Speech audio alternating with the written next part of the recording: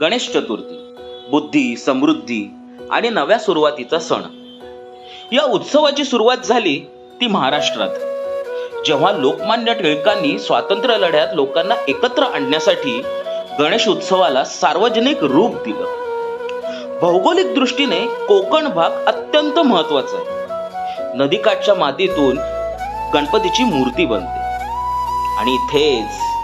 आणि इथेच भक्ती आणि निसर्गाचा सुंदर संगम दिसतो. हिंदू संस्कृतीत गणपती बाप्पा हे विघ्नहर्ता आहेत, सोबतच ज्ञानदेव म्हणून त्यांना मानले जाते. म्हणूनच आपण प्रत्येक शुभकार्याची सुरुवात गणपती बाप्पा मोरयाने करतो. हा उत्सव भक्तीचा नाही तर एकता, संस्कृती आणि पर्यावरणाचा आदर शिकवणारा सुद्धा आहे.